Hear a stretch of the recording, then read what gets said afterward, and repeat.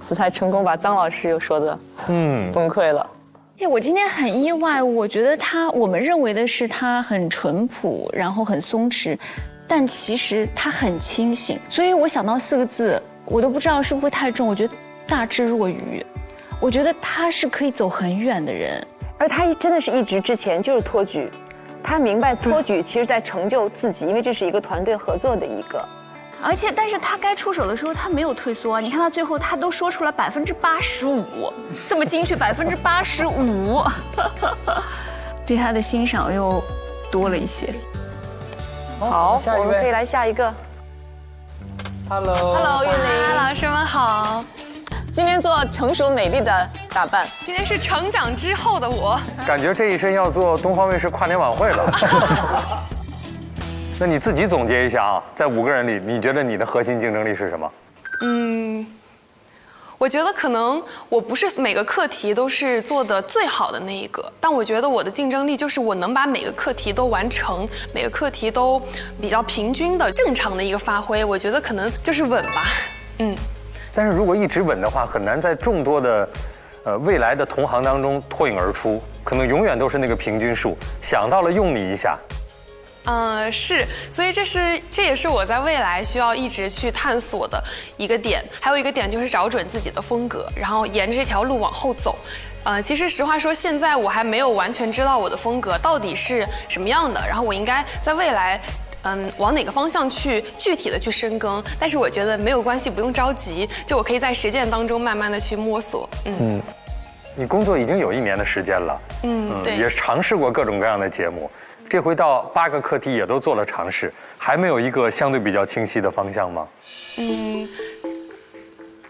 我会知道我可能比较擅长的方向，但是我觉得擅长其实有的时候不代表说我会一直做这个方向。其实也是我想问苏慧老师的一个问题，就是关于我未来的一个具体的方向，就是老师们能不能给我一些比较具体的建议？这个我们待会儿说，是我们面试的。凡客为主。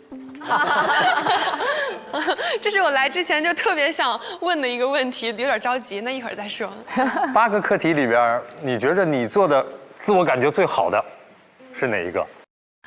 我觉得应该是最后一个课题吧。我觉得可能是因为到最后一个课题我已经不紧张了，前几个课题太紧绷，我太想要拿分了，所以我越用力，有的时候越想握得紧，它就越可能压力会更大。但是在最后一个课题的时候，我就会觉得我不要把它当成我要拿分，而是我要把它作为一个收尾，给这8个课题画上一个完美的句号。我也觉得你更适合综艺晚会，综艺跟晚会是2个领域，你要怎么样去选？这是一个艰难的一个选择。我可以斗药吗？我希望你能够在综艺里面找到你自己的一个常规的一个很棒的一个品牌节目，然后关键时刻能够像陈诚老师一样，就是在一个大的那种晚会的舞台上也能够看到你，这是我对你的最美好的一个想象。谢谢陆毅老师。我记得你第1次面试的时候说过，如果没拿到这个 offer， 你也是服气的。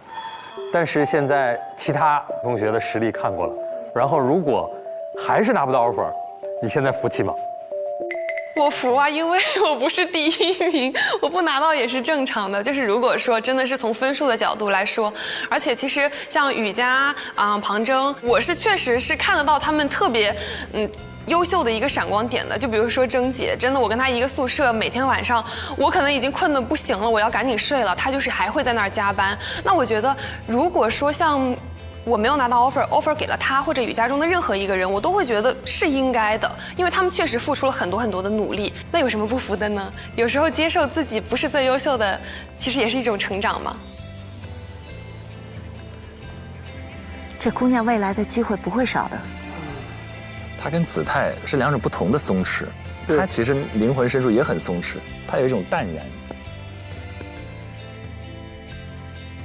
你找我复盘那次，然后你当时问我说，你觉得自己只会站在舞台上打扮得美美的，然后把自己该背的词儿都说出来。就我有时候在想，是不是我只会搞那些所谓大晚会上那些体现预设好的一些主持，就把那些词儿背得很漂亮，然后说得很漂亮，然后把自己打扮得也很漂亮，然后到那个舞台上站着，就其他需要一些其他方面，就是感觉做不出来，做不出想要的那种效果。你现在还有这样的想法吗？或者说你对自己这方面的能力有所改变吗？他不是，他访谈非常好。我现在其实对自己会更有自信一点点了。可能也是因为各位老师一直给了我很多非常正面的反馈，那个时候说出那个话，我就会怀疑自己，因为我是当下的想法是我是不是好像只能做主持人做的事儿，我干不了除了主持人之外的，比如说像策划呀、导演啊这种需要一个全局思维去干的事儿。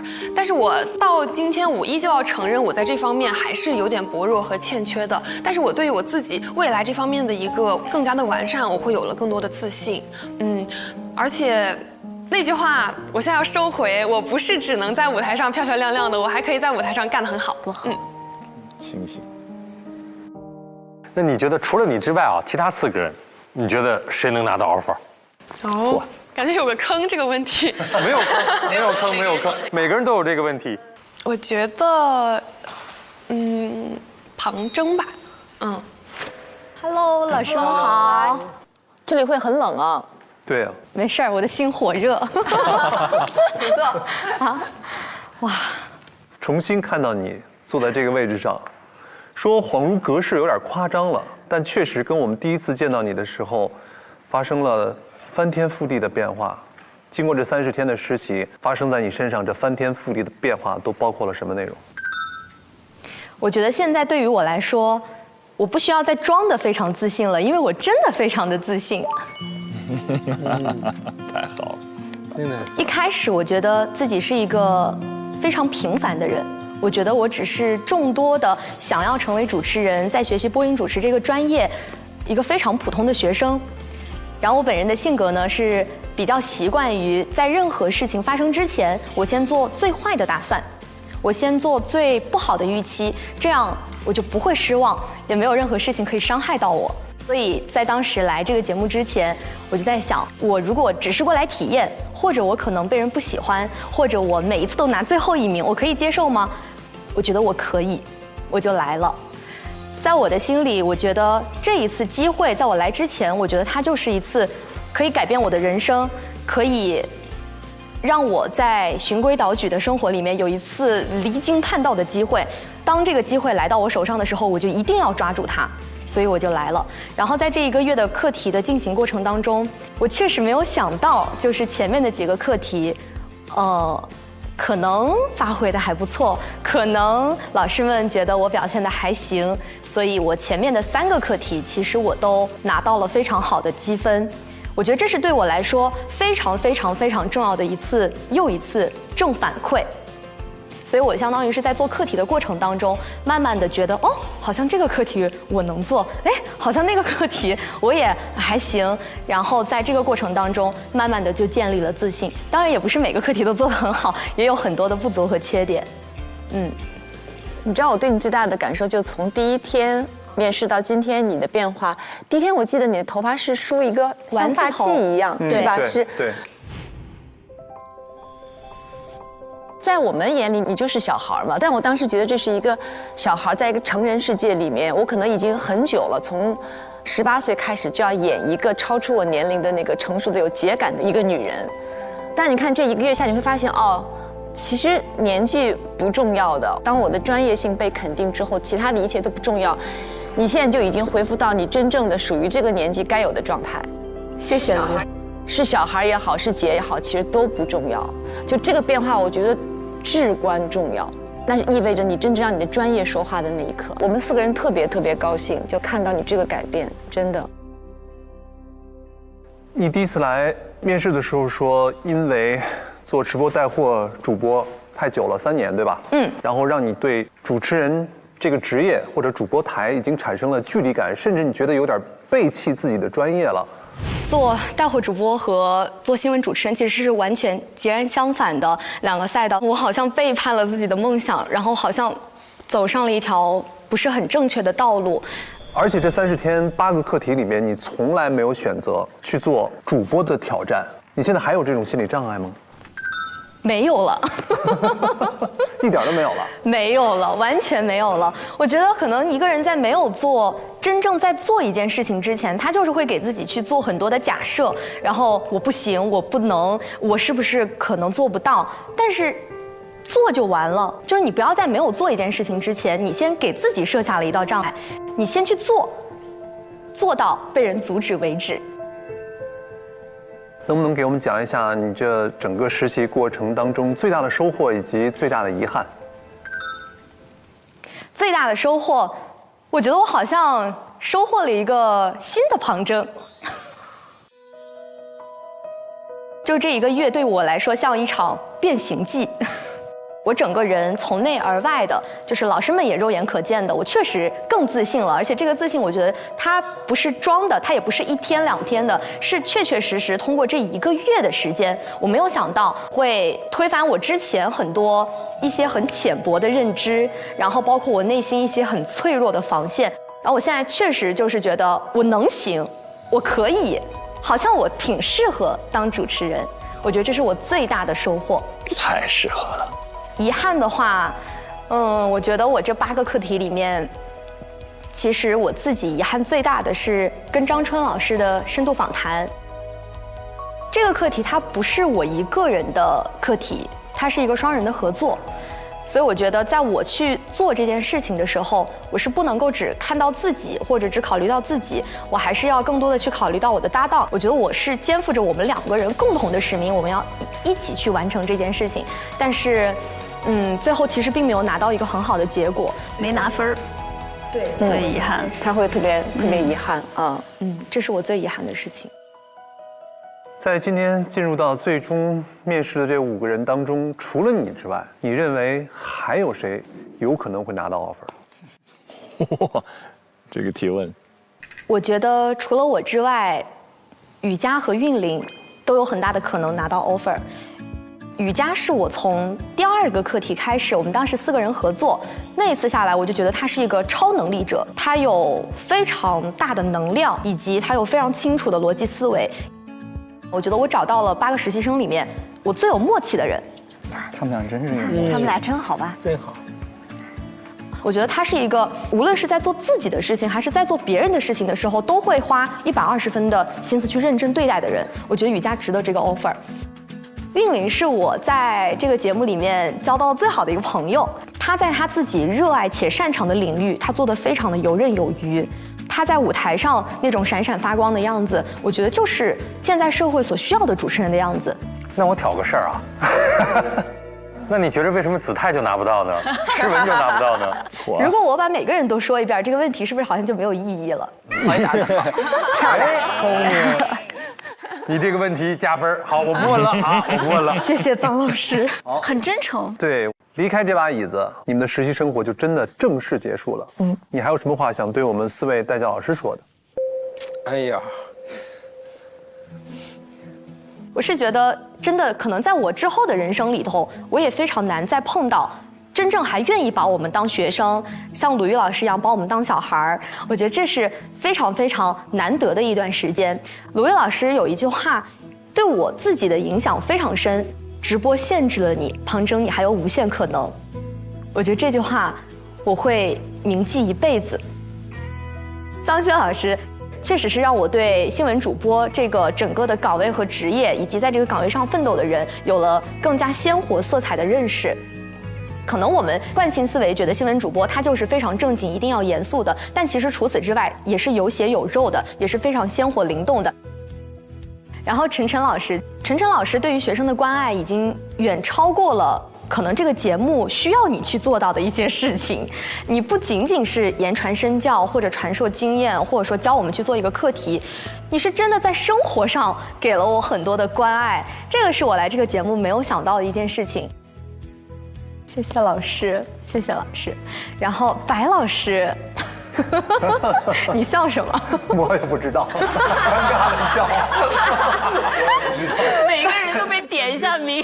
暴风雨要来袭了，高冷的白老师都笑了。这是你亲学生。对对对。紧张了。我最开始来这个节目之前，我确实白老师在我心里就是帅，然后专业、学霸，就是他会有非常非常多的一些这种名号的加深。然后来到这个节目之后呢，我发现，哎，和我想象的又不太一样。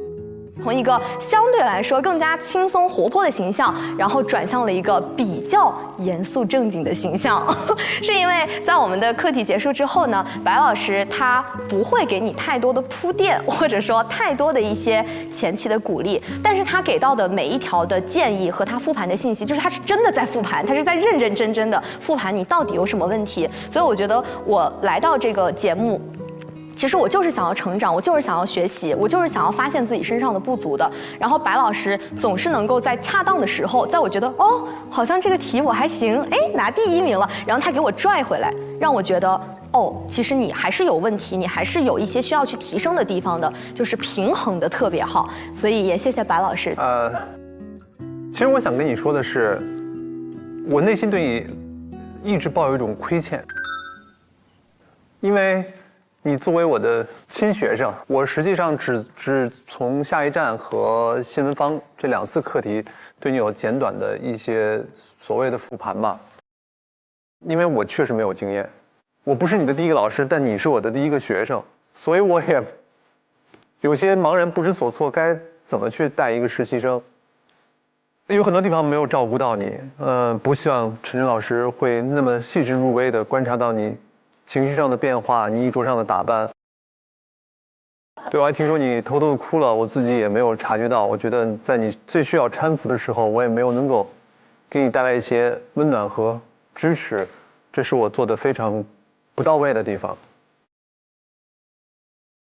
但实际上我心里有很多话想跟你说，很多想要跟你共同探讨的一些关于专业上的问题，而且我跟张琪老师跟其他3位老师，包括跟工作人员，在背后我说的最多的一句话就是彭真太强。但是我不想在你的面前直接告诉你，彭真你真的很强很厉害，因为那个时候你的课题还没有结束，你还有很多提升的空间。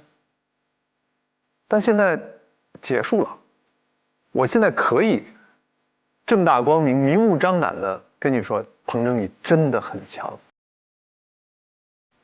能够成为你的代教老师是我的骄傲。天哪！所以等到你的实习结束之后，我们私底下再深入的沟通交流一次，我真的有很多话还没跟你说。好。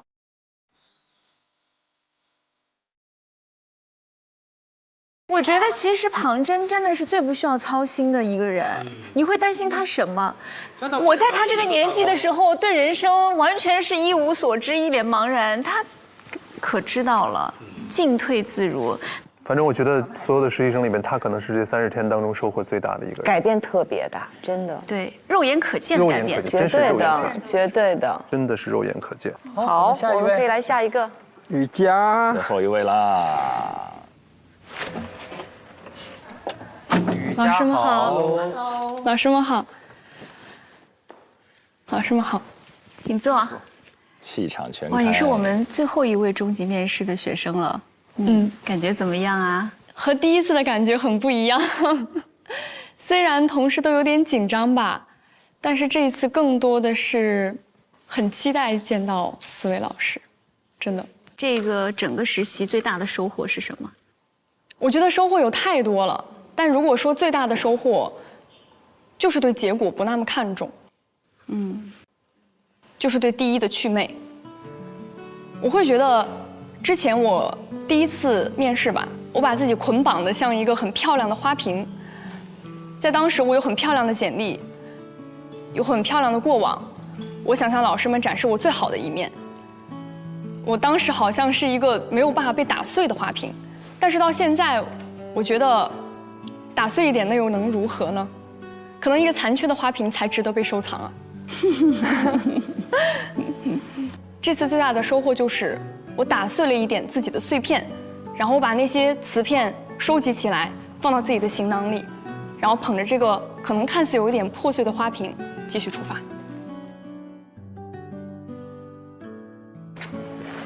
让广志好好听听。是听第一名没有那么重要吗？对。广志的反应是，的确没那么重要了。广州的发现是，只有得了第1才能对第1去美，你没有资格。哎，你这一季下来对自己有新的认识吗？有没有发现自己新的优点有和不足？有，我觉得先说优点吧。我发现我和别人的合作，就无论是双人合作还是团队合作，我之前以为我是一个很强势的人，但是我这几个合作下来，我发现非常舒服，大家给我的反馈也是很好的。我之前可能无论是保研、学习，我都是单打独斗，我需要跟别人去比、去争。但是这一次在合作里面，我们虽然是既合作又竞争的关系，但是最后我把它更看向了一次合作，而且把它完成得很好。不足，我觉得是更多的认识到了自己的有限性吧，也知道了自己的节奏可能和别人的节奏是有所不同的，我需要去找到自己的节奏。就像条他去嘲笑学究说，你每天都在天上飞，但我可以随时找地方栖息下来。那可能他没有看到更广阔的世界，他以为学究就是在不断的飞翔。所以我觉得我来到 offer 的这一趟，我看到了自己身上的不足，看到了自己身上跟别人的差距，看到了自己的有限性。你觉得除了你之外，还有谁最有机会获得本期的 offer？ 我觉得有2个人吧。第一个人，我觉得是庞征，众望所归的庞征。因为在最后一个课题，我们2个一起合作的时候，我完全没有觉得我们2个在竞争，我完全觉得我们2个是互相握着对方的手，完成了最后的一个课题。我看到了在他身上我没有的东西，比如说他的稳重，他对于镜头的掌控感和把握感，以及他跟嘉宾沟通的时候会说出来一些我想都想不到的话，推进整个过程和流程。这个是我觉得我身上没有的。我也在他身上看到了很多我们2个共同的闪光点，他也让我看到了我自己身上的亮点。所以我觉得第一个人我一定会选庞征。然后第2个人，我想选1年后的自己。为什么是1年？因为我觉得我需要的只是时间，就是我需要一个时间去对自己进行复盘、努力，再出发。我觉得1年后，如果说我再站在这个地方，一定和现在不一样。你刚才讲到了你和庞征在课题8的合作，非常好。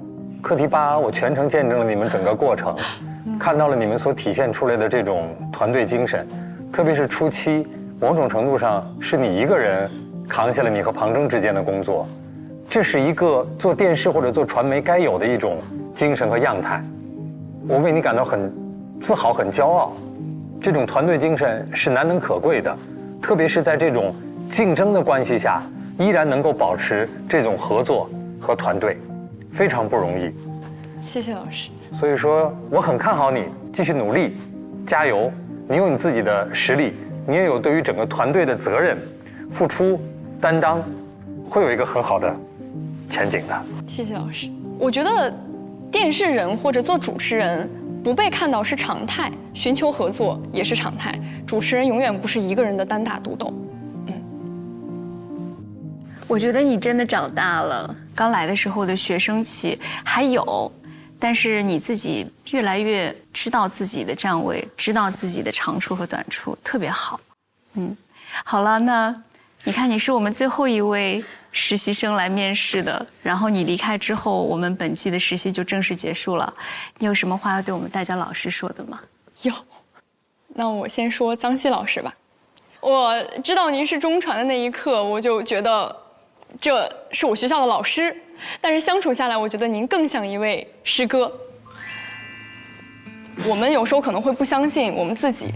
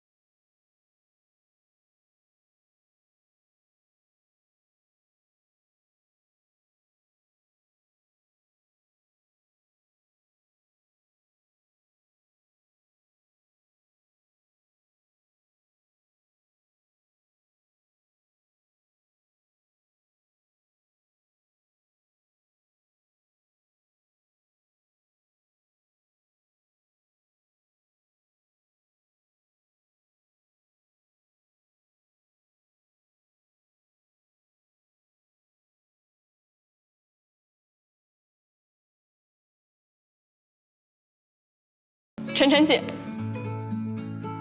我想说，我爱你，真的。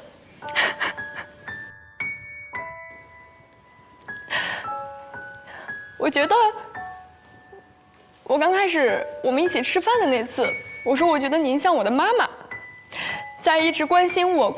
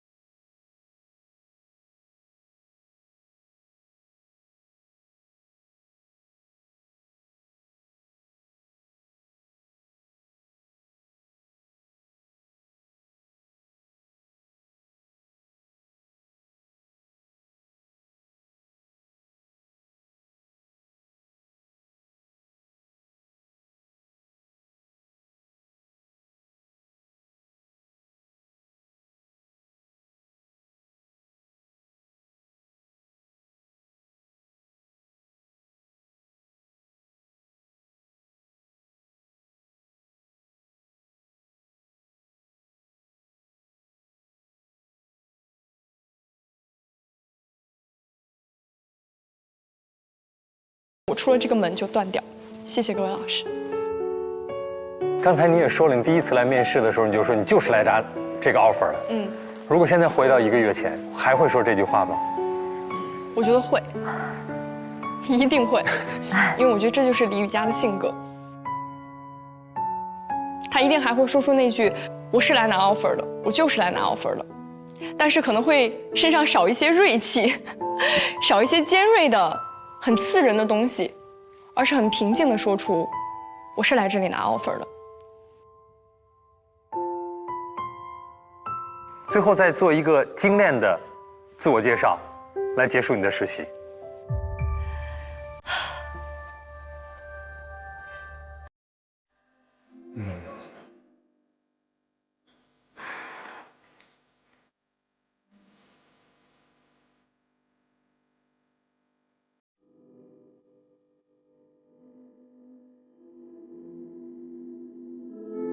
各位老师好，我叫李雨佳，是一个勇敢、自信、不服输也努力的女孩。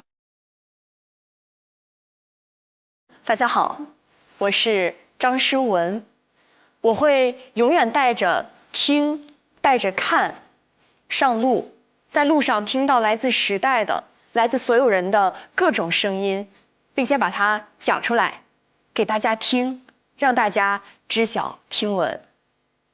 我叫侯子泰，就读于中国传媒大学播音专业，今年上大4，有着明确的追求和目标的追梦的少年，还有过挺多的工作经历，也算是经验还比较丰富。希望未来能够多多再见到大家。对，各位老师们，大家好，我叫庞铮，庞大的庞，铮铮铁骨的铮。一开始来到这个节目的时候，我可能不是那么的自信，但是经过了这1个月锤炼以及老师们的教导，我觉得现在我可以说，我现在已经更加的有自信，且我非常的笃定，我未来想从事的行业是什么。希望未来有一天，我也可以和老师们骄傲的说出来，我是主持人庞铮。各位老师好，我叫王韵玲，我是一个很好的主持人。好，希望以后能够更多的听到来自你的声音，期待未来在舞台上闪闪发光的你。面试到这里结束了。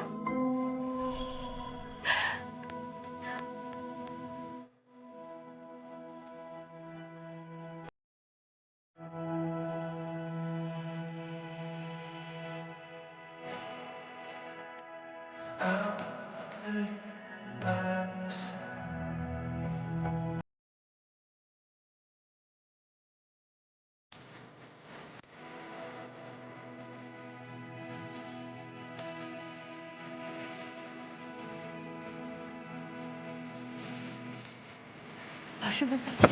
再见，再见。加油！放轻松，放轻松，放轻松，加油放轻松。谢谢所有老师。加油，加油！谢谢。谢谢。加油！我想抱一下老师们，可以吗？好。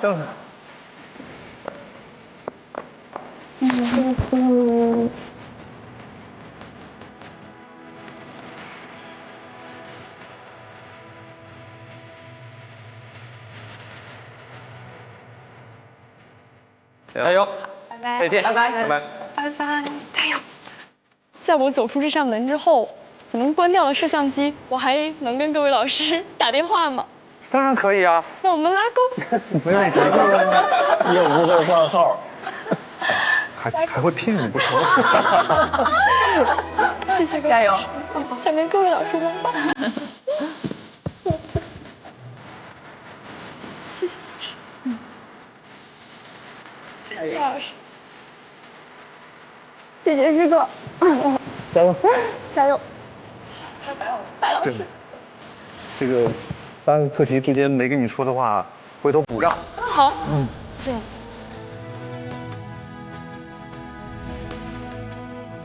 谢谢老师。再见，加油，拜拜，拜拜，拜拜，拜拜，拜拜。老师们再见。拜拜。